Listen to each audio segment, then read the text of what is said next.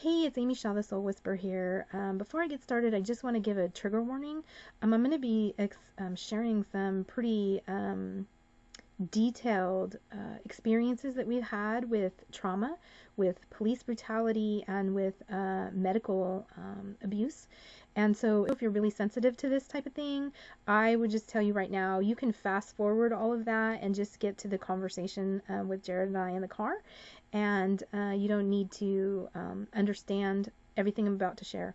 But if you want to know the details and what happened, then feel free to keep listening. A few weeks ago, Jared and I recorded a conversation in the car.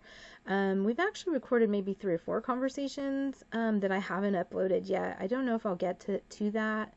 It's been really hard. I mean, since COVID-19, and the whole shutdown, I really haven't gone anywhere by myself except to my chemotherapy appointments and, the medical tests and things that I, have to routinely do.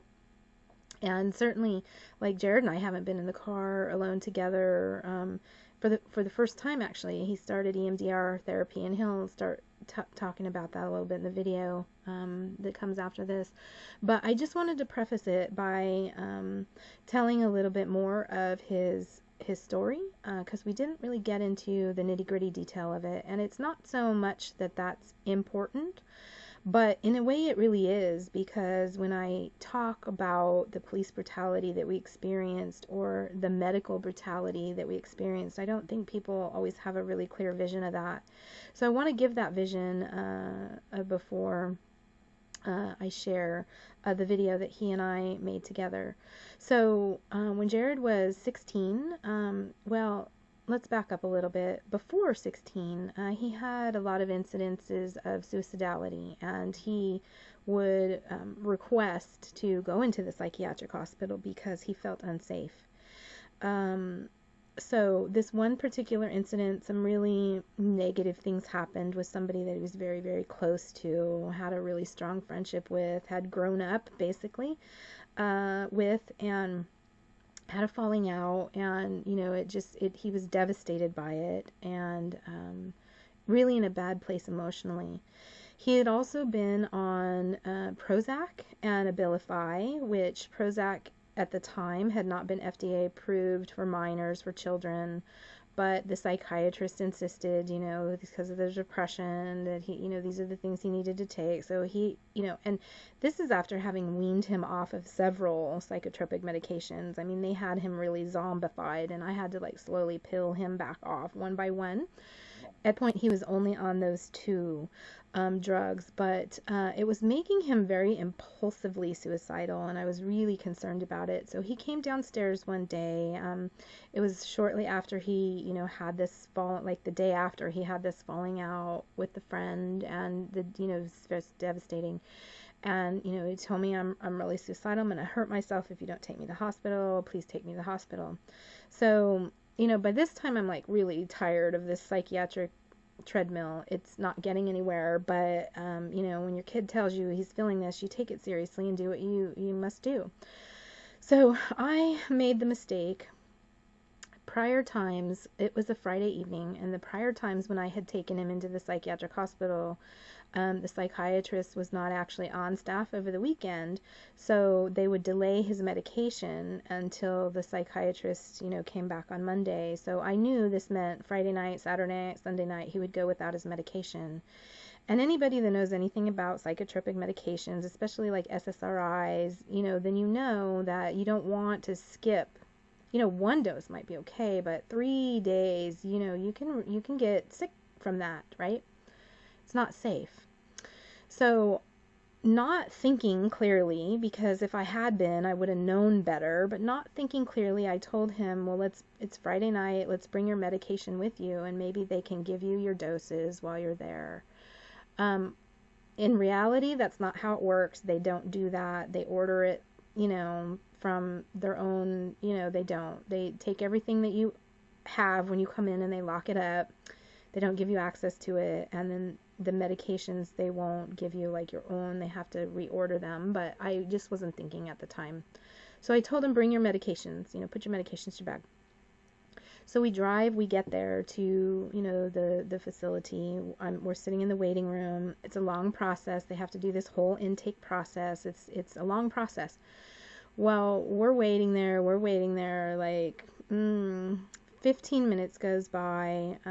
My husband's, out in the car. I think he was on the phone, actually, or something. He was delayed in coming in. So I'm sitting there with Jared, and Jared reaches down into his bag and he pulls out his bottle of Prozac, and in, like, faster than I could, just in an instant, he just, like, dumps the whole bottle of the pills into his mouth and just starts swallowing them.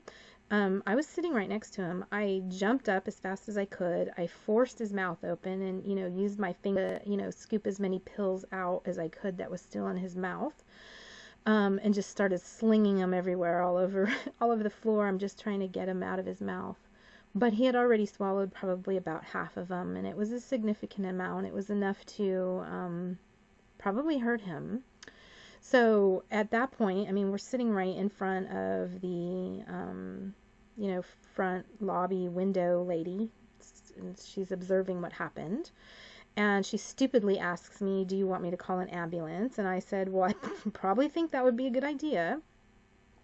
So we're waiting and waiting and waiting. Well, the ambulance comes. When they come in, they, he's calm. He's perfectly calm at this point. They put him on the gurney. They tell me I can't go in the back there with him, but he'll be fine. So they put him on the gurney. They load him up into the ambulance. My husband at this point had, walked in, so we walk back out to our car and think we're just going to follow the ambulance to the hospital. Well, the doors of the ambulance are open, so we're sitting in the car, we're waiting. 10 minutes probably, we're waiting in our car, waiting, the doors, the back doors of the ambulance are still open. The ambulance is probably, I would say, 200 to 300 feet away. It's near the front entrance of the facility, and we're parked, in the parking lot. About 300 feet away, but we have a really clear vision, so we're waiting. And all of a sudden, I see Jared pop out of the back of the ambulance. And he starts just walking away. So I look at my husband, I go, what the hell? And I jump out of the truck, and he jumps out of the truck, and I go, hey, what's going on? And with that, Jared takes off running in the dark. It's night. It's Friday night, probably 9 o'clock at night. It's pitch black dark. There's really not even any, like, lights on in the parking lot. And it's a very industrial area, so the streets aren't, really well lit, but there's a major street in front that's pretty busy. Connects into neighborhoods and whatnot. It's just like an industrial section, though, generally. So it's really dark, and there's train tracks behind it, really dark, not lit. So he takes off running out into the dark, and I'm like, what the hell happened? The EMT tells me that they took Jared into the back of the ambulance, and they asked him if they could pump his stomach, and he said, yeah. But they had to do it through his nose, so they had to put, a cannula or whatever that thing is. They had to put it, down his up his nose and down into his trachea, right into his stomach. And at that point, he said, no, I don't want to do it. And the woman asked him, well, if I do it, will you harm me? Will you, be combative or try to harm me? And Jared told her, well, I can't promise you that. And so at that point, she said, all right, well, get out. She let him go. She let him go out of the ambulance. So here's this 16-year-old kid who's overdosed on drugs. He's scared. They could have just came and got me, right? And, I could have helped him through that. But no, instead, she asks him, are you going to hurt me? And then he says, I can't promise that. And so with that, she made a decision and let him go. Let him walk right out of the ambulance. And they called the police. So there's my kid running around in the dark. Nobody knows where he is. He's scared. I don't know. I'm scared. I don't know where he is. He's suicidal. He's already overdosed. I'm thinking he's going to go on the train track, or he's going to try to run into traffic, or he's impulsively suicidal. I was just terrified. It was horrible. It was traumatic. The whole thing was traumatic. So the police come on the scene and they're driving around in their cars around the industrial area, around the parking lot. More come. They're on foot looking for him. Can't find him, can't find him. I'm like in a panic, thinking my kid's gonna die. And then all of a sudden I see him take off running, like through the parking lot. And I yelled out, "There he is!" Okay. Well, this is what he did. He ran in front of the oncoming traffic in the road, the busy road in front of the psychiatric hospital. The speed limit on this road, I believe, is 50 miles an hour. So it's, a road, but it's also like a, 4-lane highway, essentially. And so I see him running, and the police start running after him. I see him run into the street. I hear, I'll never forget, the screeching of the brakes, the car that almost hit him. He gets into the center median. It's like a, raised concrete median. The guy, that almost hit him stops his car. His headlights are still on. He gets out of the car. I know he's on.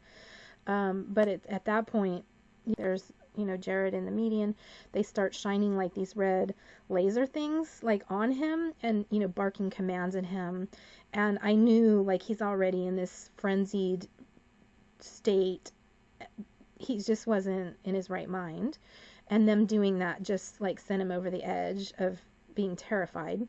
So they approached him in the median and he started swinging at them. The one police officer claims that Jared hit him in the chest. I didn't see that. I saw him swinging, and I just saw them take out their batons and start beating the tar out of him. It was at that point, and it's emotional for me to still talk about it because it was super traumatic.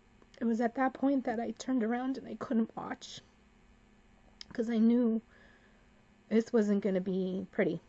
At this point, I believe my husband was still driving around in the truck looking for Jared. He didn't know until he came around the corner and saw the 2 police cars there, and then saw Jared.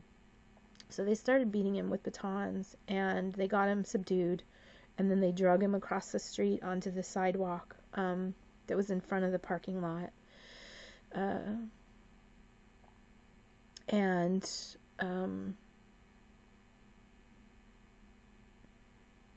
Of course, practically hysterical. I'm vomiting in the bushes. I mean, and the EMTs are just standing there. "Oh, we're so sorry. We're so sorry. We're so sorry." It was horrible. It was horrible. And then the security guard from the psychiatric hospital comes out, and he's standing around, as these police are brutalizing my son. And he says, to the EMTs, right there, I was right there. I was literally like 3 feet away. He says, "Oh, and just think I almost called in sick today. I guess I should have, Convenience to him, right? Yeah, it's quite absurd. I wasn't very happy about that. I kind of remember getting in his face with my finger and telling him off. Yeah, I kind of remember doing that, and I remember him backing up and apologizing. It was just so inappropriate, right, in that moment for that, Anyway, yeah, so they got him onto the sidewalk. They had him face down. They handcuffed him, and then they started tasing him 3 times. They tased him while he was face down with his hands handcuffed behind his back. He told them that the handcuffs were hurting him. And, well, let me back up. The good thing is the tasing him 3 times actually caused him to vomit. And so he vomited out a lot of the pills that he had swallowed. So that was the only good thing that came out of it. But he was complaining to them that the handcuffs were too tight, that they were hurting him. And the one police officer, Dan Brewer is his name, Bakersfield, California. If you ever want to look him up, he's got, a lot of stuff out there with his name attached to it. Jared told him, his arms were hurting, "You're hurting me." He stuck his boot in Jared's back, and then proceeded to pull up harder on his arms that were behind him. So at that moment, he essentially tore the bicep ligament completely off of the bone and crushed the joint capsule in Jared's, in his armpit, up into the shoulder and humerus joint. And so they never arrested Jared, they never charged him with anything. But at that point, they put him in the ambulance, and then it was a different ambulance, right, that had come. And then we followed to the emergency room. When we got to the emergency room, they wouldn't let us back there with my son. The police were back there with him for quite some time. And then when they came back out, I wasn't able to, I was like in such a state of heightened autonomic nervous system response that I didn't think to pay attention to the officer's name. So although he was standing in front of me, threatening me, telling me, my son was going to go to jail and this and that, that he, made it sound like my son was this awful human being, I didn't really think to look at his badge and see what his name was, right? I was just in a state of shock. I was just worried about my son. When we finally went back there to the emergency room, my husband and I, Jared's left arm was completely swollen. It was totally purple. He had cuts on both his wrists from the handcuffs. His whole hand was completely swollen, and he couldn't move his arm at all. It was quite obvious that he had a severe injury. Well, the only thing that the ER did was x-ray it. They x-rayed his arm and said it's not broken, and they released him. From that point, he went straight to the psychiatric hospital. Once he was in the psychiatric hospital, of course, I'm not allowed to bring in cameras or cell phones or anything, so I wasn't able to really take pictures or advocate for him in any way. But the very next day, Jared started asking me to press charges against the police. Well, we know that doesn't work like that citizens can't press charges against police officers, right? So I went down there right away to the police station, Bakersfield Police Station, and I asked for a copy of the police report so I could at least have the names of the police officers. They immediately, as soon as I identified myself, knew who I was, knew what the situation was, because they immediately told me they could not give me the police report because there was victims listed in the report other than my son, and that victim information was protected, therefore not public information. Even though my son was named in the report, my son was named as the perpetrator, and the victims had to be protected. So this is curious, right? So I never got the names of the police officers. So then from that point, I went to the internal affairs, and I came home and I asked Jared for his, statement, took notes, visited him in the psychiatrist, took notes, came home, wrote out, a multiple page complaint that detailed everything as, Jared's perspective of it and then my perspective of it. And I turned it into internal affairs as a formal complaint. By this time, when we actually had our internal affairs meeting, Jared was out of the psychiatric hospital, so he was able to come to the meeting. Initially, they only wanted him to be there, but I insisted. I advocated because I'm his mother. He's underage and he has autism, so he's unable to ask appropriate questions or answer appropriate questions. So we went to this internal affairs, meeting with the guy assigned to the case, and a second person came. This second person that came was actually somebody that I knew very well. As I've said in other videos, from my days of being a Christian, we used to go to a lot of Christian music festivals and whatnot. And I knew this man and his wife very well. We actually went to Joshua Fest together, which is like a week long, you camp as a family. They went there, we went there, they brought their motorhome, we had our tent, we, met them at their motorhome, cooked with them. I mean, we knew these people. And I knew Todd had been a SWAT, that he worked for, Bakersfield PD as a SWAT team member. Was real proud of that. I knew all these things about them. I didn't know that he actually worked for Internal Affairs and he was an IA investigator. Well, I mean, at the time that this happened, it was 2012. We had left the church, and so, I had lost contact with them. But there was no hostility. It was just a gradual, like, falling away. There was no hard words or hostilities or anything like that. I was still friends with her on Facebook, actually. And so when we went to this meeting, and then the second IA person who was not the investigator, who was just there to be the second person there, I guess, when he walked in and I saw that it was Todd, I was shocked. I thought, oh, okay, maybe we have somebody that's actually going to advocate for us, that's going to be on our side, that knows us, that knows our character, right? And knows, but no, he never acknowledged me, that he knew who I was. He didn't talk the whole time. He kept his head down the whole time. That very same day when I got home, she unfriended me on Facebook. So that's how that went. Basically, the IA investigation, they said that, well, they covered for themselves. They excused it. They said that Jared asked to be tased, that they tased him once. They couldn't really justify why they tased him in the first place when he was already face down with handcuffs behind him. But they said that they tased him once and that Jared told them, do it again, and then they did it again, and then he told them, do it again. So that was their excuse for it, that Jared asked for it. They also told me that Jared bit one of the officers. I don't know if, in fact, that's true. Jared didn't recall having ever done that.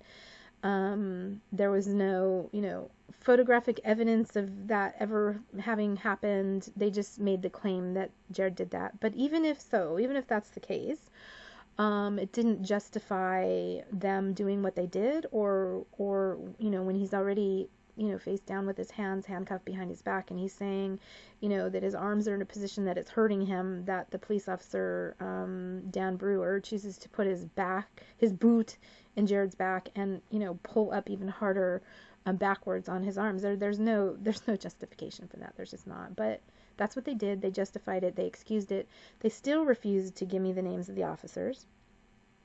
So it wasn't actually until the public defender called quite, a while later, that they had a client who was accused of a crime and also suffered police brutality by this same officer. And see what they do. This is what the police do.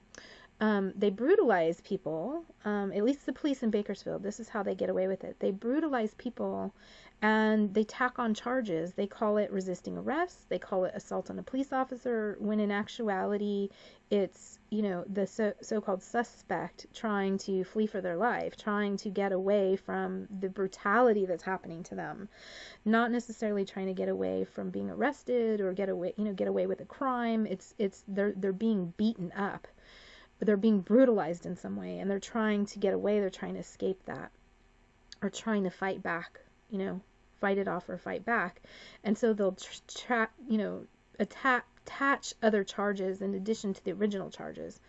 And those additional charges, the assaulting police officer, evading arrest, these are really, really serious charges. I mean, they tack on potentially 20 years to somebody's sentence, because any, charges against police they're serious. Those are serious charges, especially assault on a police officer, resisting arrest. Those are serious charges. And so, the public defender would get these clients in that had these original criminal charges with all these other charges attached on that had to do with this particular officer. And so the public defender, in doing their due diligence in investigating, would always ask for the Internal Affairs complaints list against those officers. And so every time they got a client in this situation, they would call me and want me to tell the story of what happened. And so it was only that first phone call that I got from the public defender. I told them, I said, well, you know what? You're calling me about this officer, but I don't even know who it is. They would never release his name to me, and I wasn't in a state of mind to like look at the badge and pay attention to that. And so it was only through the public defender that I was even given the names of the officers, and shocking as that is. And it was quite a bit, 18 months, 2 years later after this happened to us. But in the meantime, like, so IA did nothing. They basically excused the behavior, did nothing. I contacted all sorts of local attorneys, didn't want to have anything to do with it. I contacted the Los Angeles division of ACLU. I contacted, the Johnny Cochran Foundation in Los Angeles, didn't want to have anything to do with it. I contacted other attorneys outside of the county that I was in, thinking that, maybe it's, um, they're afraid to come up against the police. Nobody really wanted to. I mean, as soon as they found out that he was a 16-year-old kid and he had mental health issues and he was white, nobody wanted to help us. So in actuality, we never got justice for that. In the meantime, Jared could never, the swelling went down and everything like went down, but he couldn't lift his arm above his waist. I mean, his arm was, even to get dressed was incredibly painful. To try to like button up shirts, he couldn't even lift his arm high enough to button up shirts. So I took him to the doctor, and they ordered physical therapy. So he went through a whole round of that first. To make a long story short, it was very painful before he finally, got an MRI, and the MRI, showed that like his bicep muscle was completely detached from the bone. So at that point they said, okay, surgery is the only thing that's going to fix it. And so the surgeon went in there and put in some plastic screws to reattach the tendon to the bone, and sewed up the leaking joint capsule. And Jared had to go through physical therapy, because even then, even after the surgery, he couldn't lift his arm above his shoulder, nor could he put his arm like back, toward, in behind him. So he had to go through many more months of physical therapy, and he still doesn't have complete and total mobility in his arm. But that was quite traumatic on all the levels, for us to go through that. Certainly people have been through, police brutality that is much worse, and certainly Bakersfield PD has a reputation. They've actually like beaten to death suspects. So I'm really grateful that it wasn't more severe, but the fact of it is we still endured that. We still went through that. I witnessed it. I was present. He experienced it. And we didn't get justice. It's horrible.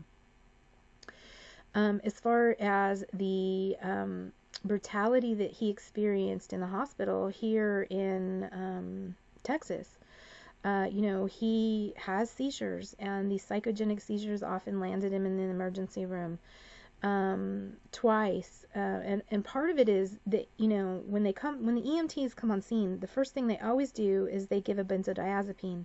Versed generally is what they give. So, the benzodiazepine is what, calms the brain and brings him out of seizure.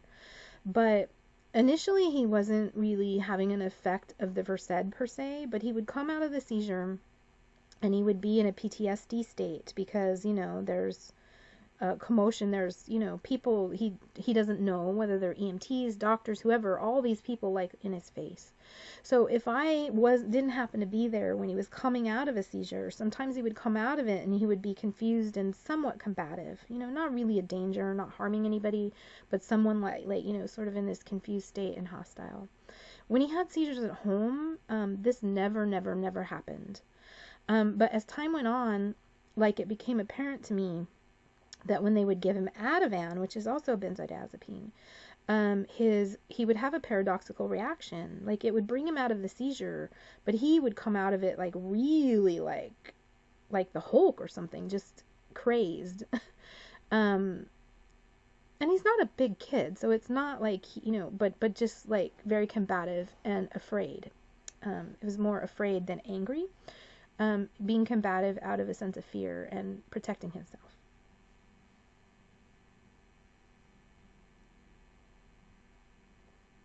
Possible. But this one particular day is when my ankle was broken. I was home alone on the couch, still unable, to walk on my ankle. Still, it was only like 3 weeks into my healing.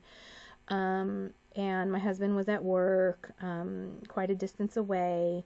And I get a knock on the door. I hobble to the door, with my crutches, and it's police. And Jared had had a seizure. He rode his skateboard down to, the local convenience store. It was in the middle of summer. It was very, very hot. And he wasn't feeling well. So he couldn't ride his skateboard back up the hill. He was walking. And as he was walking, he was feeling like a seizure was coming on, and apparently he was kind of stumbling. Well, it just so happened that a police officer was just patrolling the neighborhood just to patrol the neighborhood and witnessed, Jared sort of stumbling around and wondered what's going on with this kid. So he pulled over and asked Jared if he was all right, and the second he asked Jared if he was all right, Jared fell and went right into a seizure. So the policeman, immediately comes to his aid, calls EMT, stays with him till EMT comes, finds his wallet, finds out, like, this literally happened, like, in our yard, actually, on the side of my house, in our yard, but I didn't know. It was in the middle of the day. I didn't hear sirens or anything, so I didn't know this was happening. So he comes to my door and he says, oh, your son just had a seizure, this and that. He's in the ambulance. They're taking him. Okay, at this point, I have no control of the situation whatsoever because I'm not on the scene and I can't get on the scene because he's already in the ambulance and I'm in a boot. I can't even drive. So I have to call my husband. He drives home from work, immediately leaves, drives home from work. It, takes him a bit of time. By the time I get to, the hospital, a good 45 minutes has passed. And so when I get in, I can hear from the waiting room, I can hear Jared yelling, and it's not like an angry, it's like I know my kid, it's like a fear. He's afraid. The lady immediately says, oh, good, are you his mom? Yes. If I let you back there, will he calm down? Absolutely, yes. So I go back there, and this is actually the second incident. It's not the first, with the same doctor. It's the second incident. I immediately go back there and I see like a team of people, a doctor, nurse, security guards, and every single one of them have their hands on Jared. And, this is a kid with autism. He's just coming out of a seizure. This is not. And so I immediately pointed at that doctor and I said, I know who you are. You're the one who did this to my son last time, and you all need to just back up. Take your hands off my son and back up. Let me in there and I can get him to calm down. But he refused, and, it was yeah. The first time, actually, Jared ended up intubated. What happened is he wasn't coming out of seizure, and we had to leave him in the hospital overnight. So they transferred him from the ER into an actual hospital room. I had explicitly told them, do not give him Ativan. Do not give him Ativan. So I went home to try to get some sleep, and what did they do? They gave him Ativan. And so he came out of it, and he was combative, and so they immediately, what they do is they chemically restrain him. So they, like Derek Chauvin used his knee to subdue George Floyd, they use propofol and fentanyl to subdue a combative patient. So when they snow you really hard with propofol and fentanyl to get you, into this chemically subdued coma, essentially, they have to intubate you because the propofol will, like that's the drug that killed Michael Jackson. What happens is your body, like, it slows down to such a degree that it stops breathing. You forget to breathe. Your brain forgets to breathe. And so they have to put you on a ventilator. And so it wasn't that, his seizures caused him to, be in a state where he was on a ventilator. It's that they were giving him a drug that I had told them not to, very clearly, that was causing paradoxical reaction. And then as a result of that, they were chemically restraining him, like putting a knee on his neck, suffocating him, and then putting him on a ventilator. Once you're on a ventilator, it's not easy for them to get you off, because it's a very delicate balance of, pulling back off the propofol, which is a very fast-acting drug, and, layering it in with another drug, because the natural human response is when you're not fully awake, but you're awake enough to realize there's something in your throat that doesn't belong there and it's bothersome, you start to want to grab at it and pull it out, and you can cause really serious damage and injury to yourself. So they have to back off on the propofol very slowly while they're layering with another sort of sedative till they get you completely off the propofol, and they find that perfect balance, and then they can extubate you, take the tube out, and then stop giving you the other sedative and allow you to wake up naturally. Because it's the propofol itself that causes, the respiratory suppression. So that's how that works, and I only know that because we've been through it, right? The first time he was in the hospital overnight and they still having seizures, they gave him Ativan. He became combative, so he ended up, intubated in ICU. Thank God that was only a couple days, and he was able to get out. But the second time it happened, it was this doctor that I just told you about. He was so abusive. I mean, he literally grabbed Jared by the hair, was pulling his hair, telling him, really horrible things. Just, it was just, he did not have to sedate Jared like that. He chose to do it because it was a power and control thing, and he was going to show who was boss. And it was a horrible experience the first time that happened because, all the EMTs were still there in the room, and 4 grown men. All the nurses came, the security guards came, and after they had Jared intubated, every single one of those EMTs came to me and apologized to me for what had happened. So I knew that what had happened in that moment was wrong, and that it shouldn't happen, but this doctor was in charge, and he was barking orders, and people were going to do what he said. And so the second time, the story I just told you about where Jared was yelling, it was that same doctor. So when I saw him, I was like, I know who you are. You're the one that did this to my son last time. So these are the medical traumas that we've experienced, at the hands of, doctors who have used their power in situations in very inappropriate and abusive ways. So anyway, I know I took some time. I just wanted to preface it so that there was some context and understanding about the details of what we went through. And now I'll just let you listen to the video. I wonder if there's a thing called too much positivity. Too much positivity? Yeah, it's insane. It's just what people are saying. You can take your seatbelt off. It's a comfort thing. Oh, okay.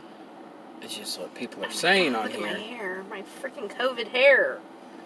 What people are saying is crazy. It's like, it's great, but it's like overwhelming of positivity that it's probably going to take like a couple weeks for this to sink in.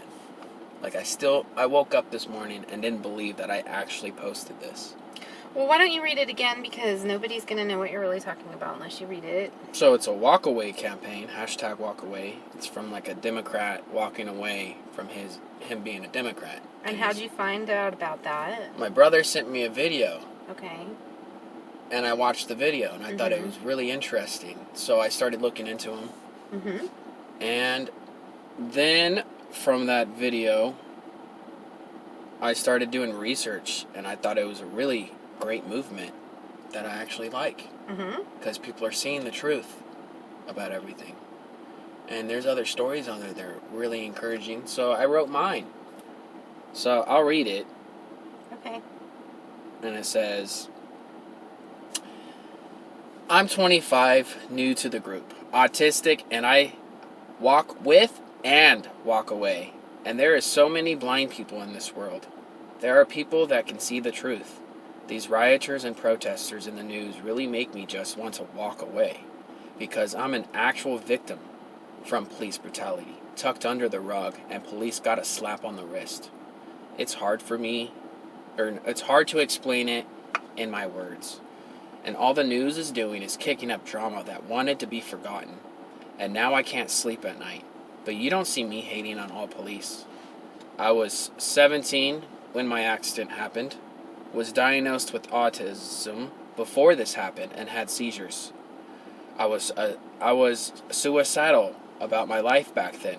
And just to clarify, I'm not anymore. My parents watched this entire thing. And the cops got called because someone assumed I was homicidal at a mental facility. Did the police not assume I was a danger to myself? I was left scarred, PTSD, etc. But the hate of people I see on my friends' Facebook's accounts, not realizing they're affecting me and other people around me, but yet the news blows it up into crazy things, not realizing of all the victims that survived. The triggers got so bad where I was forced to get help and get EMDR. And the reason why I'm getting it now is because I had seizures growing up. AKA, high school sucked and couldn't get help then. I don't hate cops. I learned to forgive. I still question why they didn't talk me down. I still ask those questions. I'm only human. I have a tough life as is and everything what's going on. It's making me want to walk away. I also had to have surgery on my shoulder because the police torn my ligaments in my shoulder, permanent stitching, and 4 bolts drilled into my bone. A year later, after doctors finally said, let's do an MRI, and discovered I had no ligaments in my shoulder, the doctors recorded the whole surgery for insurance policies if I wanted to press charges against police. I tried to press charges and failed. And I've been reading the community's posts and comments, and it's encouraging and peaceful and caring. And no, I never post anything like this, it's really scary. And if people ask me if I could go back in time and change what had happened, I wouldn't, because I want to be that strong person who I am today that isn't ashamed of my autism. And then all I said was like, God bless y'all, be safe, live long and prosper. I really do enjoy reading the positivity.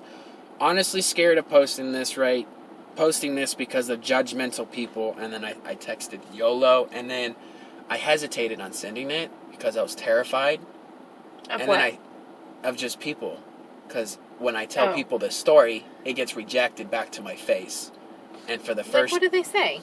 And then, like, what the people that reject it? Yeah. When they find out my story, Mm-hmm. they'd be like, oh, you've been arrested. Okay, I don't want you near my son or daughter.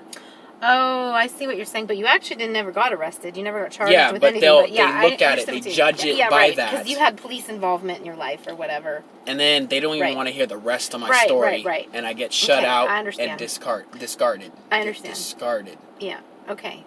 And then I was like, you know what? I'll just send it. Mm-hmm. And then later that day, when I sent it, I started freaking out. And I'm like, should I leave the group chat? Should I figure out how to remove that message? Because I started freaking out. I'm like, and then I realized you can't, because I've already sent the request in. You can't take a request in you already sent. So you were afraid you were going to get, like, sort of bullied and... Yeah, because I've been bullied my whole life over this subject. Okay, I get it. Okay. Makes sense. And then it literally, in the last hour, it's already got another 100 likes. So now it's at 1.9 thousand likes. Wow. 50 shares. Just from last night. Just from last night like posting 9 o'clock last night. And it's, 3 o'clock almost? And it has today? 518 comments. And I read all the comments.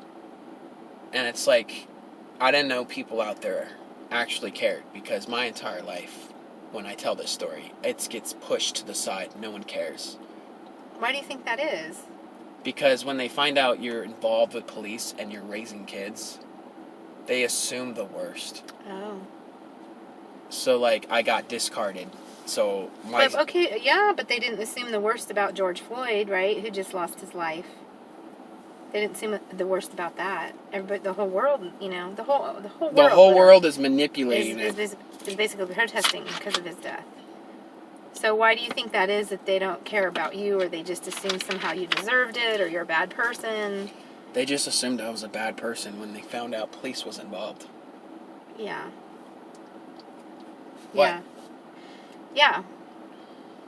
So you did it. It's kind of went a little bit viral, at least in that group, and you're getting a lot of support. And it's like overwhelming support, because I wish I had this growing up.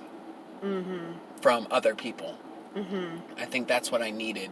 And I'm finally getting the help that I need now because I haven't had a seizure for a year and a half. So I could finally do the things The I EMDR. couldn't Right. do. Mm-hmm. So it's scary right now because I'm at a fragile point in my life. I had to remove Facebook friends because they keep posting things that's triggering me, my PTSD. I haven't slept for weeks, and they're still posting the same things. I'm posting how everything's triggering me. They don't understand that if you're a police victim, and you're not a police victim, you could only debate and argue with everybody else about police brutality. Unless you actually live through it, it's completely different. Because now everyone else, not just me, that's a police victim of police brutality, is living probably through hell right now. They thought they got help for. I have to go back and get help. Yeah, so we're definitely living in some really intense times, and you and I talked last night about, like, the last 3 days have been really rough. Let's see, today's Monday. Friday night, I believe it was June 6th, was a full moon. It was also an eclipse. Super, super intense, heavy energy. I mean, we know, we were in the house. We know what happened. We won't talk about it, but it you know, on all the levels of the thing, because we're all dealing with the emotional. Everybody all over the world is dealing with the emotional, you know, sort of wave that's happening, and you know, the distortion in reality, and right, all this stuff, right? And then we also have our own sort of like spiritual and ways that we like work with all that, and then the personal experiences, right? And so we've been talking a lot in our house about all of this, right? Police brutality, and how this whole concept that, you know, police are only brutalizing to black people, and if you don't buy into that, then you're a racist yourself.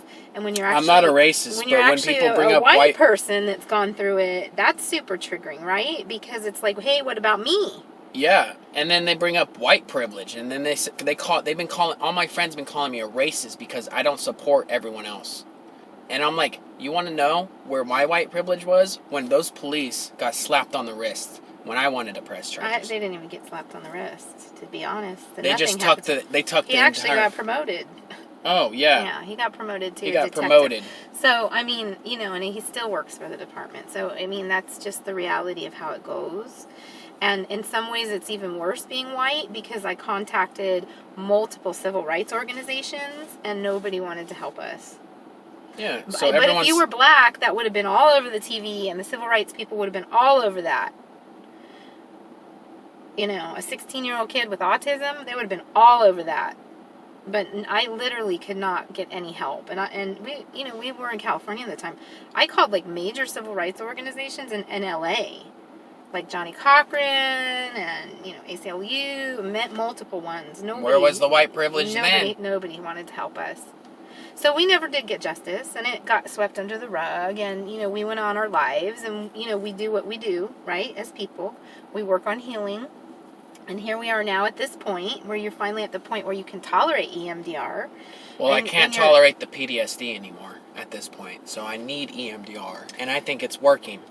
Honestly, I think it's actually working. I was hesitant on it actually working, because it says 90% it actually works on trauma. And I'm like, there's no way. And then when I had my first session last week, I'm mind blown because I've actually cried in the last week. I'm like, whoa. Because we learned that I can only access my emotions if they're super severe. And then the other day I cried, and I'm like, what? Which a lot of times when you would get to that point where you were super triggered and the emotions were overwhelming, what would happen? I would have a seizure. Exactly.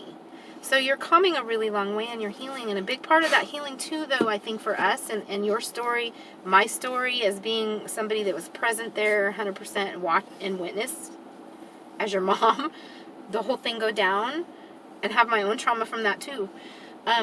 You know, I think a part of our story was that we moved out of Bakersfield, California, which, by the way, oh, look at their helicopter. Which, by the way, is the deadliest police force in the country per capita. They have more, you know, suspect deaths than any other police department per capita in the country. So it's pretty brutal there. Bakersfield, California, Kern County, California. Google it. They actually wrote a book about it called Mean Justice when I was in grad school in the mid-90s. That book came to my attention, and it's about Bakersfield, California. It's called Mean Justice. So yeah, it was a nasty place. We lived there 12 years of our life, and then we moved. We came here to Texas, and what happened? When we came to Texas, what happened? In terms of your relationship with police. I started having seizures again. And what else? In terms of your relationship with the police, I'm saying. Oh, in terms? Yeah. Oh, the police here. So I had an incident here with the police where they were just doing a normal checkup at the park at night. And they came, two of them came to me in harassing, they're trying to be, what's the word? Well, it was past curfew. Into, So the park was technically closed. no, they were open. No, it was past curfew. Was it? Oh. Yeah. It was past the curfew. They were just doing a routine, you know. And we just moved there, Mm-hmm. and I didn't know there was a curfew. Yeah, but you weren't really doing anything. You were sitting on the benches writing your lyrics like you often did. It was the way that you got out of the house and got a break and cleared your head. And the police try to be, what's the word, intimidating. And they didn't know my past trauma. Right. And I straight up told them that if you guys come at me with harassment, I'm going to be severely triggered. They didn't listen. They kept harassing me. And I had a seizure right then and there. Mm-hmm. And, like, since then, they learned from their mistakes from the police. Well, okay, so what happened is they called me and said, your son's having a seizure, and the park was right down the street, so I hopped in the car and came over, and, you know, I just told them firmly, with my mama bear, that, you know, what's going on, y'all caused this, because, you know, you weren't treating my son in the right way, probably. You were coming at him like he did something wrong, and he's really not doing anything wrong. And I explained to them that you have autism, that you come to the park to write and express yourself. You're not doing drugs, you're not selling drugs, you're not hurting anybody, you're just like taking space out of the house because you can't drive, this and that. I explained to them all this. I told them that you had past trauma with police, that, you know, you were suicidal, and instead of being compassionate towards you, they, you know, beat you up and you know, injured you severely. And as soon as I told them that, they were like overwhelmed with compassion and very apologetic. I don't know. That's And her side. well, because you were having a seizure, you don't know. So I'm telling you the backstory of it. And so they started telling me that, like, oh, well, you were, you know, they were asking you questions and you were being a smartass. And I had to explain to them That's me. that you have autism, and that sometimes people perceive you that way because they're asking questions you don't understand. And the more anxiety I don't that you understand get, sarcasm either. right, you're not understanding the question in the way that you're asking it, and so the way that you answer to them, it seems like you're being smartass or you're being evasive, or and I told them the more you start asking them questions and getting more cocky or back, the more your anxiety level is going to get up, and then it's going to get to the point where you're totally locked up. You can't even, like, you know. Once I explained all this to them, then they were super apologetic, and then what happened after that? Because you walked everywhere you went. You you couldn't drive. The cops, So they saw you all over walking. every so often, I noticed they'll give me courtesy rides, which I didn't know was a thing. Okay, so they. I remember that when I walked all the way to Circle K, which is pretty far from my house, and I was trembling, shaking from anxiety, and one of the officers offered me a courtesy ride. So I got the ride front all the way home, and I'm like, wow, this is so cool. So I thought it was really cool that there was a courtesy ride, and he drove me all the way back. He understood. He saw me, well, what happened was he saw me in the store, trembling, taking my anxiety meds. I was shaking so bad that I couldn't even take my anxiety meds. I just had to, like, grab a couple and shove them in my mouth. Okay. That I think that's, and he saw that I had some problems, and he didn't, honestly, I don't think he trusted me walking home. He didn't feel safe. Oh. So he's like, well, I'll give you a courtesy ride. And then I remember him calling it in, saying, hey, I'm giving someone a courtesy ride back to home. Okay. So they started building a relationship with you. And Yeah. you started to get to know them on a first name basis. I still have problems with triggers with police, but they understood my boundaries. Having a little technical difficulties because it's super hot. We're in Texas and it's summer. It's actually 104 right now. So we had to move out of the sun. Anyway, so they started building relationships with you, personal relationships with you, and you're still triggered somewhat, sometimes by police. But basically, what are some of the things that the local police did when they would see you? Like, They would ask me how I'm doing, ask me how's my seizures, because I was having some really nasty seizures. Some of the cops and paramedics would recognize me, because when we went to Salt Lake, they're like, I recognize you from somewhere. Aren't you that kid that had a seizure in Salt Lake 2 weeks ago? And I'm like, I guess so, because not a lot of people in this county have seizures. I'm the only one that had to be hospitalized because they were really nasty. Like, and what really? about the lights? Remember, what else did they do? The police officers would see, if they see me walking, they would turn off their lights if they have someone pulled over on the side. So that they wouldn't like cause you to have a seizure, right? Yeah, some of them were really nice. Right. So the long story short is, although we came from some place where the whole freaking police department was corrupt and they're nasty, awful, terrible, The police here definitely we made came me to feel a place welcomed. where, right, and so there was that balance, which I think was an important part of your healing in some way. I definitely needed that, because I would have grown up and be with these rioters and protesters in hate and anger. But because these cops did what they did, they made me look at that I just need to heal and forgive what those cops did to me in California. Yeah. That's awesome. It just makes me feel really, like, blessed that our life path turned that way for you, you know? For instance, I think a good example is, it's sad that George Floyd died, but the man that put his knee on his neck has to live with that for the rest of his life. Right. And those people out there don't realize, I don't realize of what. Sorry about that. We're just something like on the lines where all these protesters and rioters. You were saying how the man who killed George Floyd has to live with that the rest of his life. Yes. Uh-huh. And now all these other people are trying to charge him with it, which is kind of understandable. Right. But it's like, you don't know what's going through his brain right now. He's a human too, just like everyone else. Right. And he has to live with that PTSD, that he killed a man. Right. During his job. Yeah, and there's a lot of people that aren't going to have any sympathy or compassion for that. But the thing of it is, like, we're all capable of that. And that's the thing that I think is out of control personally. And like, let's go down this road a bit. Because I've been with you every single one of your experiences. I haven't experienced it firsthand because I'm not you. But I've been right alongside you, witnessing it all. Bad luck after bad luck. And fighting for you, advocating for you in every way. And so for us, because we share an experience from different viewpoints, I think we understand, like, our journey of healing with the police brutality and you know, and moving forward even though we didn't get justice, right? Because if you get stuck on that spin of justice, you may never get it. Like you were talking about today in your EMDR, you were saying, you know, you'd really like to have a face-to-face conversation with the police officers that brutalized you.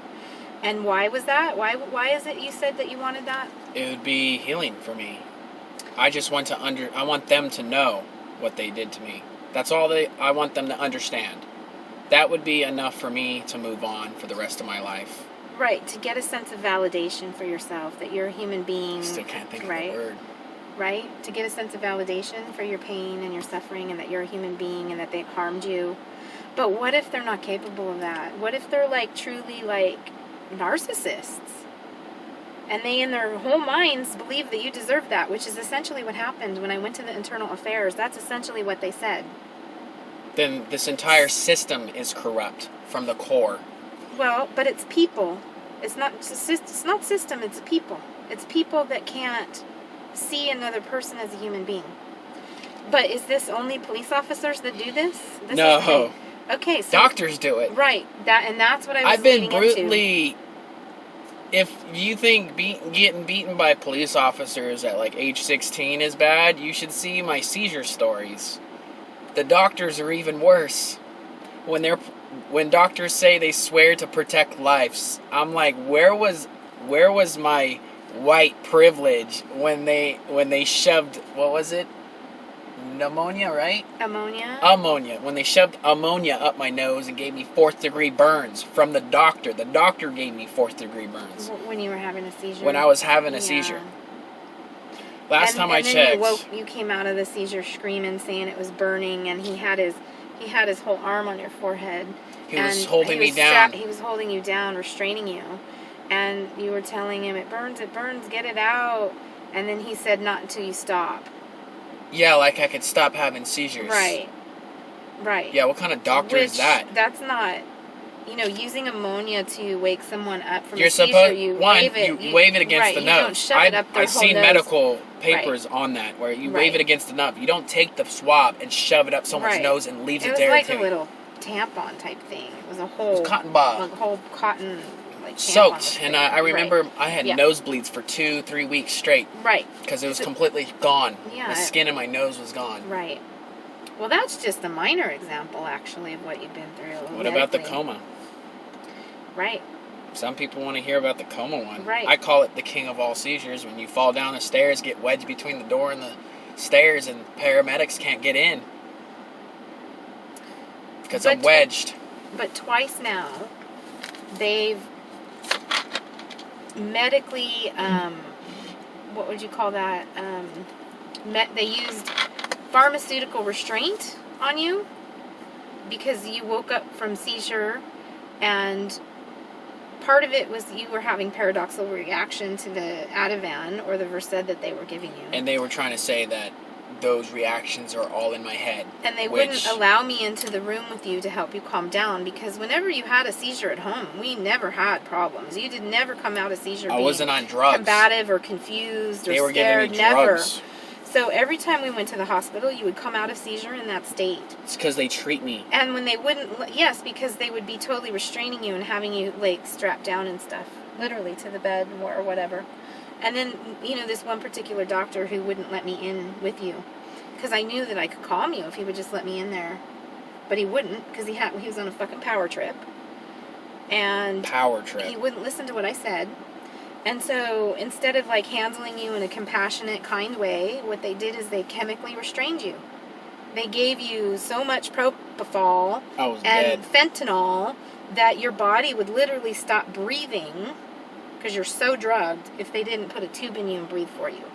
Yeah, I was so drugged. I was on life support. Yeah. I was on life support. Twice. When people talk about feeding tubes and breathing tubes and catheters, right. I had it all. I remember waking up. Like these COVID-19 patients. I remember waking up. I had 6 IVs. I had one in my hand, one here, and on the other side. And I remember the nurse said, none of the IVs are working. Your body's rejecting the medicine. I'm like, I wonder why. It must be really bad if my body's rejecting it. Well, not to keep, like, harping on the trauma, but the point of it is that you went through that twice, where you got fully intubated and were put into ICU. I only remember once. By the same doctor. And I could go into details that would be hair-raising of that man and things he said and actions that he... Extreme actions, worse than actual police. To the point where even the emergency medical technicians, were coming and apologizing. I remember waking up from the coma, and people don't like this term, but I like using it. I was, like, mentally retarded. Some people will get offended. I like using the old school term because I was nonverbal. I was rocking. I was curled up like this because of the medication. Haldol made me have, to an extent where when I woke up, the guy wheeled me out of the chair, and I felt like, what's his name? The scientist, where he used the computer to talk. Oh, Stephen Hawking. Yeah, I felt like him because when I tried to speak, it was just slurred words, really nasty slurred words. Mm-hmm. And I remember the conversation I was having with him. I was, like, talking about normally. Oh, yeah. I was saying normally, but in a very messed up sense, but he still understood that. I said, in 2 weeks, I'll be back to normal, speaking normal. Well, but I don't know how to describe that feeling. So when they're extubating you, when they're taking the tube out, they have to like balance the medications because your natural instinct is to, you're not fully awake yet and you feel this tube in you and you don't like it, so your natural instinct is to grab it, want to pull it out. Yeah, I remember doing it. And so I did pull it out. they give you Haldol to sort of like temper that out, where they can pull back on the propofol and, you know, slowly give you Haldol and then wean you off and then extubate you, and then that's it. But they kept giving you Haldol, and the more they were giving you, the worse the symptoms were getting, almost to the point where you couldn't even breathe because your diaphragm was actually my like... muscles were all tense. Right. Like, I was like well, this. Your tongue was like this. Your tongue was like stuck outside your mouth, and you were drooling, and you could barely talk. And I kept telling them each time they would give you the Haldol, it would get worse and worse. And like, remember that one point where you couldn't breathe? You couldn't get your like diaphragm seized up, and you couldn't breathe. You literally couldn't catch your breath. I was so terrified. And they kept saying to me that, well, they kept calling the doctor, but 8 hours and the doctor still wasn't coming or replying. And then they kept telling me, oh, that's just part of your seizure symptoms, your somatic symptoms. And I'm like, no, I've never seen my son do this in his life. This is not part of the seizure.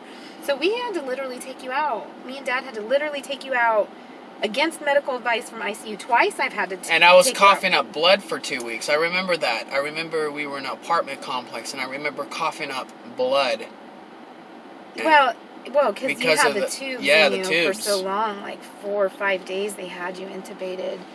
But that was horrifying that we had to take you out in the car like that in this full-on state. Yeah. And take you home and not have any medical supervision. I just had to like rely on my intuition to start helping you recover and heal, because I knew if I kept you there, they were going to kill you. I wish you had some of it on video so you could show the world what I looked like. But the point of it is, that's a whole different level of trauma, and we've been through that. So Multiple So when times. people talk about like, oh, police, let's defund police, let's get a police because it's all about police being bad. It's not police. It's humanity. It can happen to anybody, anywhere, in any situation, and it's most especially like if you're vulnerable and somebody above you has power. It doesn't matter what uniform they're wearing. I mean, there's student athletes that get abused by their coaches. Right? I mean, it's humanity. It's within us. It's within human beings, the potentiality, and it doesn't matter your skin color. It doesn't matter any of that, right? Because we've had enough experiences in life to know there's shitty people and there's good people. I think the only way to win this is the system. The system is so messed up that if people actually start looking at, if there's a police force, I think that they should have no mental backgrounds, no criminal charges, no charges at all. They can't have one charge, not even a ticket. Well, they pretty much do that. You have to pass this extensive... I wanted to be a probation officer and I couldn't pass the background.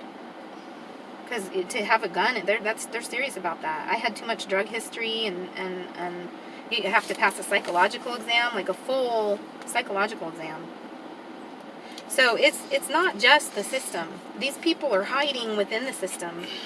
But that man that killed George Floyd, he worked as a police officer for 18 years. So it wasn't like there was 4 cops there. 2 of those cops, one guy was only there, it was his 2nd day on the job, and the other guy, it was his 3rd day on the job. They were teaching rookies what not to do. And he's there 18 years, the guy that actually put his knee on his neck. Now, he couldn't have had that bad of a history in 18 years, or they would have fired him a long time ago. I think they should have a system where... So what happened? What happened where he's going along doing his police business for 18 years, and then that one day that happened? Sometimes I question this, because what happens if the people that were filming set this all up from the beginning? Well, I'm not trying to go to that place of like conspiracy. Just saying. I'm not trying to go to that place. I mean, as a theory. That is a theory, and some people think that, and I'm not trying. I think it's not me thinking it. It's more like just the thought of it floating out there. Well, the other weird thing about that is that they worked together. Yeah. 17 years that cop worked at a nightclub as a bouncer, and George Floyd worked at that same nightclub as a bouncer. So that's pretty weird, right? I don't know. But that's a different story. Those are conspiracy theories. I'm not trying to go to that place. I'm trying to go to the place of, like, humanity and how we're capable of doing this to each other, and how somebody could be going along in life and all of a sudden they make a bad mistake and they hurt another human being. Doesn't necessarily mean he had a racist intention. It doesn't necessarily mean in that moment he was thinking, oh yeah, I'm going to kill this guy. Did he say anything racist? No, he was treating him just like everybody else. Right, well, and so we have to have compassion on them too. I mean, basically his whole life's fucked up now. Forever. Hey, you know what? That cop may have killed George Floyd, which, sorry for George Floyd, but look, that cop went to other jobs in his 18 years of serving. Imagine the things he had to go through. Trauma. The things he had to see just on being scene. For 18 years, that's trauma in itself, right? Yeah. Yeah, super trauma. Right. Imagine how many dead bodies he's seen in car accidents. And things... Because of other humans think... Yeah. Not just car accidents, but other things I'm humans just making do to an each example. other. That was part of your brother's problem, being an MP. You know, Yeah. he would respond to calls of, like, child abuse and husbands stabbing wives and... I don't know what we're talking about. Anyways, I know. It's like so many technical difficulties here. That was a huge trigger with your medical trauma for me. Like, seeing the images all over the media of these people hooked up to respirators, and that was triggering. I'm pretty sure I had COVID-19. That's you know, because what when I was having breathing issues, the doctors couldn't find out what was wrong with me. Right. And I just thought it was ironic because they put on new inhalers for my asthma. They thought it was an asthma thing. Mm-hmm. So they put me on new inhaler machines Mm-hmm. or container things, stronger ones, steroid based, and they still weren't working when I was having breathing issues. I was The nebulizer. I was coughing up Right. liquid. Mm-hmm. Like I was sick. It wasn't that other one where people say, "Well, I had was it pneumonia?" Mm-hmm. I had pneumonia, and they're like, "Yeah, but what I had was nothing like that. I had it for a month straight, and I was dying of cough." In late December, right? In late December, before COVID-19 was announced, Yeah. and I still debate that I was probably one of the few in the U.S. that had COVID-19 at the time. Yeah. Because the doctors had no idea what it was Well, before it was announced. They didn't seem concerned about it. Yeah, they didn't seem concerned. But when I took you to the ER, yes, they did a flu. They did a flu test. analysis, and They swabbed your throat for strep and any other bacterial infection. which all they of all that came was negative, which right. was weird. I Yeah. thought it was weird. I'm like, if I don't have the flu, then what the hell? Yeah. Why am I? You were super sick. I was dying. That's what Yeah. it felt like. Yeah. I was breaking my ribs Yeah. from coughing so hard. I got other medical problems from this. Well, and your eyes were just like super red and like bloodshot. I mean, you got pretty sick. I got sick too, but not as sick as you got I got super sick at that same time. I had the flu before, and if I had to compare the flu to this, it's about 100 times worse. Anyways, we got distracted on COVID-19. So, but I think the point we were talking about leading up to that is, you know, that police also have a lot of trauma. 18 years in the police force is a long time. That guy's seen a lot of stuff.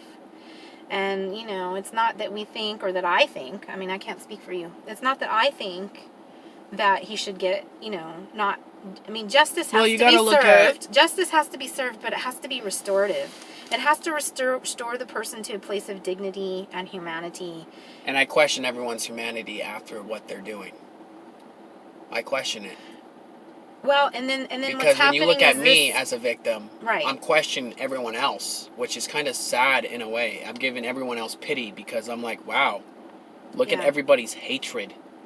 They're pointing it on one man, but well, and they're making it about a race issue, so that's identity politics. And then they're talking about gaslighting. Well, the gaslighting is actually coming from both sides, but mostly it's coming from the side that is saying that if you don't understand or support Black Lives Matter, which is you're actually racist. a political organization that's highly funded and has a political agenda, that you're racist.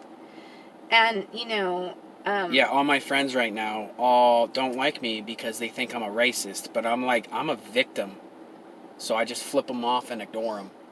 Because, look, if you're not a victim, you're not going to see where I wear my shoes. Well, you don't see it. And at that level of the thing, at the human level of the thing, it's a shared pain, a shared suffering, a shared struggle. I feel... And that's the thing. If we can't connect, like on the basis of, I see you and your pain, and we're only like, well, I see your pain because you're black, Or I can't see your pain because you're white. Or shut up, your pain doesn't matter here because we're not talking about you, whitey. We're talking about blackie over here.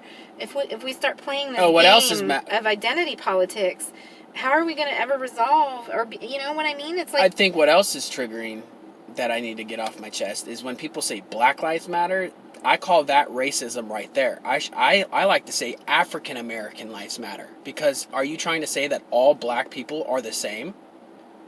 It's like saying Mexicans and Hispanics are the same. Are all Hispanics are from Mexico? No. They're from Puerto Rico, Brazil, from all over the world. And when people say you want to bring about race, then I call it Hispanic. I can't assume where you're from. Just like some people overseas speak Spanish. You're saying there's no distinction and everybody gets lumped together into one thing. But the thing of it is, listen to this head trip though. There's actually a lot of black people who don't want to be called African Americans, like Jamaican Americans and British Americans who come here from Britain. And that's a whole different culture. It's a whole different race. You see what I'm saying? They all originated from Africa. They just got spread out all over the world. But there's some people that don't want to. Even people that are descendants of slaves, they don't want to because they don't. They are healed over. They feel like they're Americans. They get offended. Like, well, we don't call you Italian American. We don't call you Armenian American. We don't call you, you know. But because of this race thing, everyone's forcing to choose sides. And this time, I don't choose sides. I'm just riding the wave and see where this humanity goes. Because honestly, I think in the end of this all, I think the U.S. is probably slowly going to burn down because how everyone's acting. They're not looking at it in a perspective. You're not looking at the victims' views. I just look at the whole thing, honestly, and I think it's quite remarkable what we've been through and who we are, because there's not very many people that can say they've been through what we've been through. And I think if anything, that really gives us the right to have an opinion, to have a voice. I mean, everybody has a right to have the voice. But I'm saying when we talk about police brutality and we talk about, you know, when we talk about the things that we're talking about, we're coming from a place of personal experience. And most white people, a lot of black people, really, honestly, don't have that experience of police brutality. There's a difference from police brutality. When I say police brutality, I mean they're getting rough with you, hitting you with batons and tasers, and they did permanent damage to your body, and you have to live with it for the rest of your life. Because when people say police brutality, they think maybe some people will be like, I got yelled at, and they're going to look at that as police brutality. I'm like, well, yeah, I wish I got yelled at. Yeah, I understand. You're making a distinction. But then again, trauma's trauma. And if we're going to hold space for trauma, we can't have dividing lines along any line. We can't have it along the color of skin. We can't have it on the, you know, how much money someone makes. We can't have it on, you know, what kind of uniform they're wearing or how much their trauma has been. I could talk about this forever because you're like money. And I'm like, wow, you know how many black actors there are? Black actresses there are that are made it to the top? Well, we had a black president. We had a black president. Did any of that color stop him? Stop them? Yeah, right. So he graduated from Harvard, and his wife graduated from Princeton and Harvard. So there, right there, is all the proof you need that oppression of the black person is a big fat lie. Because if a black man can achieve the presidency of the United States, then there's no oppression in the United States. And there's a lot of I mean, look at Ben Carson. That guy really grew up in a ghetto. He really had a tough, you know, experience. And he went to college and became like the world's top brain surgeon. And now he serves, you know, as the Secretary of Urban Development or something under Donald Trump. He ran for president. Imagine you upload this to YouTube and all you get is hate speech. Because that's how people are. It is how they are. And then they'll try to be like, look, I'm not racist or anything, but this is how I see it. And I'm like, but you're racist just of thinking of it. Just like you're gaslighting it, making you look like the good person. I'm not saying that none of us is racist. I'm just saying that everybody has racism in them too. Even black people have racism in them. Yeah. It's just, I don't focus on it. It's not a black on white thing. It's not a white on black thing. I have black friends that are against this movement. They see my point of view and they're like, wow, this is weird. I see it. And I'm like, yeah, I know. It's pretty bad. They don't even support it. Support what? The BLM Oh. movement. They don't support it. They think it's racist coming from black people. I'm like, wow, this is weird. Yeah. I have friends that are Hispanic. They're with the movement, and then they literally discarded me and said, no, I don't want to be friends with you because you're a racist. Right. And I'm like, right. I don't even want to get into it. It's too complex. It's Right. because they're Democrats Right. and liberals, and they don't want to see past that. Right. And it's identity politics. That's what it's called, identity politics. It's where they take one thing about a person's identity and they make the whole group be about that thing and start fighting and advocating for that whole thing. When Black Lives Matter actually started as a movement, a lot of people don't know that they did not have an agenda in the first place. They started it just for, just starting a movement. Maybe. Sometimes I look at Black Lives Matter as equal to the KKK. Oh. That's how I look at it. Well, that's really going to get you race hate right there. Probably making that statement. I hate both groups. I don't know what you mean by that, but I mean that's probably going to get you Look, hate speech. the KKK hates black people. The BLM hates white people. Do you not see that? Right. It's a race thing. People are going to cuss at me and say you're a racist, but if you break it down to simple facts, yeah, one wants one thing, the other wants the other. You're right, but those two groups are going to collide, and then that's where the Antifa or whatever comes in, sees the hatred. Now there's riots feeding off of it, and because of them, it's throwing off those collisions, and now they're sparking like the Big Bang. Yeah. And now this country's burning. Yeah.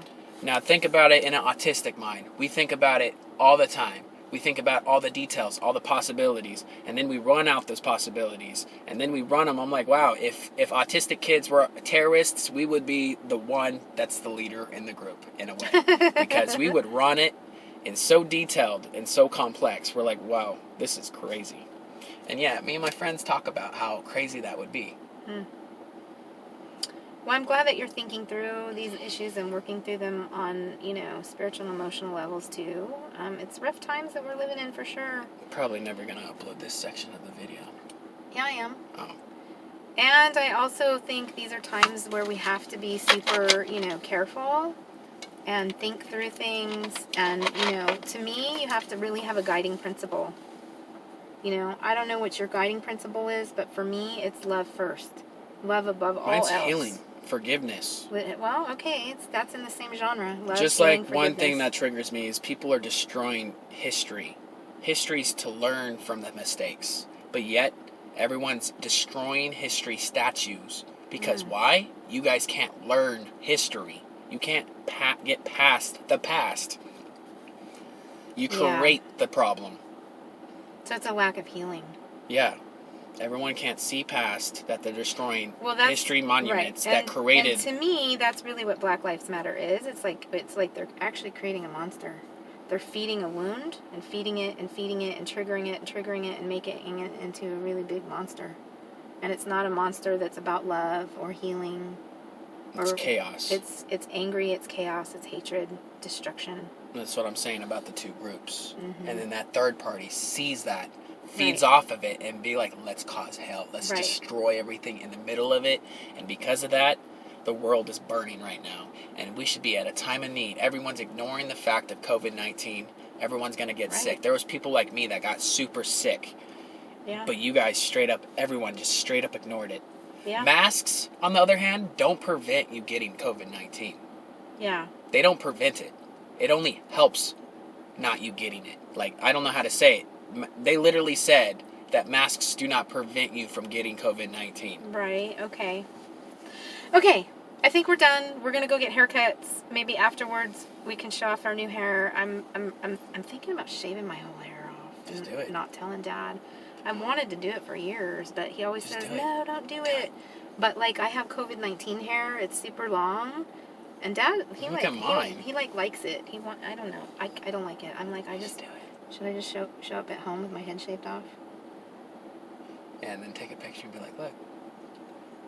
Why do you think I dyed my hair? I dyed my hair because I was like, this is COVID-19. Screw it. I'm going to dye my hair. I'm going to do it. And then I did it. You helped me do it. And I'm like, whoa. And I actually, for once in my life, I actually like my hair. But now I'm going to get a haircut, and there's a style that I wanted to show you that I want to get. Okay, let's do it. Peace out, everyone. Thanks for watching. It's been a long time. Hey, stay strong. You're definitely going to need it in these times. Hey, I just wanted to add, we're sitting here in front of the haircutting place, waiting. This is the first time we've gotten a haircut in, well, since January. And so I don't know how this all goes now that we're supposedly reopening, you know, everything with the wearing the masks and all this. But I guess apparently they told me to wait out my car and they'll call me when they're ready for us. I think Jared and I both decided we're going to go for the whole buzz. Well, not the whole buzz, but I'm going to leave some length up on the top. And all of this is coming off. It's just, it's gotten really long. And yeah, I feel a pole shift. And I need to like reflect that in my physical sort of manifestation of myself, my spirit right now. And we'll see what that's like. Certainly not the first time or the last time I'll be bald, I'm sure. What I wanted to add, though, as I'm sitting here waiting, is there's a couple things Jared said that I wanted to speak to just myself individually. He's outside smoking and talking on his phone. One of those things is he talked about, you know, wanting validation for his pain and suffering, you know, wanting to meet his oppressors, his abusers, face-to-face. And having that opportunity to, you know, express his humanity and have them know who he is as a person, because he felt really dehumanized, you know, like they approached him and came at him like he deserved all of that instead of having compassion. And I understand that. I think that on a national level right now, we're embroiled in this and we're going through this, and I'm seeing all kinds of like screenshots of people's Twitters and memes just going back and forth and back and forth. A lot of stuff coming from the left in terms of racism, and it does feel like gaslighting. I'm sure it feels like that for both sides. Do you have the mailbox key? You know, anyway, you know, we're kind of embroiled in this racial thing back and forth, and both sides to some degree, I'm sure, feel like they're being gaslighted with all this stuff going back in media. I'm definitely feeling it personally more from the left, and it's not necessarily because I identify myself politically with the right. I just live in my lived experience, and I don't like being told I'm a racist when I know I'm not. And I don't like being told that I have to... I was wondering who you were talking to. I thought you were just being talking. I was like, man, my mom's losing her mind. Yeah, well, I am kind of losing my mind. Well, I know. I've seen it. Yeah, I am pretty much losing my mind. I had like a full-on psychotic break in the last 3 days. But anyways, what I was saying is, you know, I don't appreciate like being forced into accepting an identity politic and then being told I'm a racist if I don't.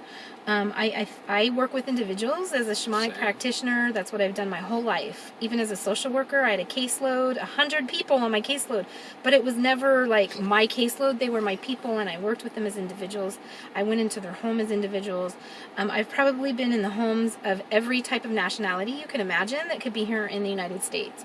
Afghanistan, Afghanis, Pakistanis, everything you can think of, you know, East Indians, black people, white people, Mexican people, everything you can imagine, Vietnamese. I've been in people's homes as a social worker. So, like, and that's what I do. I work with individuals. So when somebody's, like, trying to tell me I have to accept a identity politic or I'm a racist, no, I'm going to reject that. And it has nothing to do with, you know, me choosing a political side. It's just me living out the life that I have and the experiences I have. But what I wanted to say about, like, what Jared was sharing about, you know, wanting that validation from his oppressors, his abusers, that's a natural human thing. And I've kind of alluded to it a little bit as we were talking about it, that we might not get that. We might not get it. And the thing of it is, this wounding that we're calling Black Lives Matter, this wounding that they're championing and, you know, feeding into, it's not that this is an illegitimate thing for some black people, but it's not the experience for all black people. That doesn't mean for those some black people that have experienced this reality, that have suffered from it, that we should just reject it, sweep it back under the rug and tell them shut up. It's not that. it's that healing isn't going to happen on a, a level of this to this. It has to happen on a level of like person to person. And so, me personally, how do you hold space for an entire, segment of a different race for their healing when it has to come on an individual level? That's the thing. That's where I come from on that. And, as I was telling with Jared, he's probably never, ever in his life going to get the opportunity to sit down with those men that did that to him. But that he can't, like, get stuck on that and allow that to not allow him to heal, right? To prevent him from heal. So, in a way, though, that need for validation, it's like a narcissistic hook. And that's how we get hooked into narcissism, in this epic battle of, like, trying to be validated, and being rejected that validation, rejected. So on some level, yeah, that is kind of what's happening on the political landscape of the United States today. June 9th? Is today June 9th? What is today? June 8th. June 8th, 2020. And it's sunny. At the moment, that is sort of what's happening, and it has the same dynamic of, like, narcissist and target, and, with the gaslighting going back and forth. But for both sides of it, that's what's triggering, is wanting to be validated, wanting to be heard, and having to personally, like, going through this ourselves personally, having to come to the realization that those very people, our friends, our family members that we want that validation from, they're stuck in their politic and they can't offer it to us right now, that we can still choose to do our healing work and unhook from that need for their validation, and heal ourselves. That's our obligation to do that. So anyway, that's all I wanted to add, and when we're all done with our haircuts, maybe we'll have to make a 2-minute video and show you. Gannon's like, what the fuck is this? Okay, let me get over there. I need somewhat. So it came out exactly how I wanted it. Okay, let me move. I gotta move because the sun's, like, in the way. Let's try to go somewhere. It came out way better than I look at myself. It's crazy. I can't believe I did it. Okay, we'll go over here so we can, like, not have the sun. It's so weird. Okay. So basically, we just got done. I got a bunch of my hair for ceremonial use and offering. But yeah, I did it. I totally just did it, and I don't give a fuck because it felt like It's it needed. you. It felt like it needed to happen. I needed right? this. Look at this. I Yeah. never in my life got my hair cut like this. This is insane. Yeah. So we both felt like we needed Whoa, it, and look, my eyes. It made my eyes super blue. yeah. Oh, cool. It's creepy. Yeah. I must be in a really good mood to make my eyes this blue. Well, I mean, it was the change that needed to happen. I just think having Viking hair, Like a Viking family heritage, I think that this makes me closer to my family heritage, and having hair like I left some back here so I can make like a braid. Okay. Well, and here's the stupid thing about this. Like, I used to actually have my hair this short when I was like a teenager. I was all in my little punk rock stage or whatever, so this isn't. And then I've lost my hair so many times with cancer. It ain't nothing to me. But, when you get my age, you start thinking about, like, other things. And here's the thing. The first thing when you got up from the chair, you said what? What'd you say about your haircut? You said what? Oh, I said, man, I'm straight, but I'm gonna feel super gay. and everyone in there laughed and smiled. And I'm like, and then when I got up, I'm like, hey. Yeah, and what do you think people are going to say about me with my haircut? Gay. Yeah, exactly. But probably meaner words. Right? Meaner words. I don't freaking care. If you don't see this beard right here, and you get this haircut, then you don't know where I'm coming from. So what do we say to all the haters that are going to just be hating? That's your opinion. We love you. We love you guys. Just keep hating on. Hating on and hating on, and we're just going to keep loving on and loving on. Right? I love this.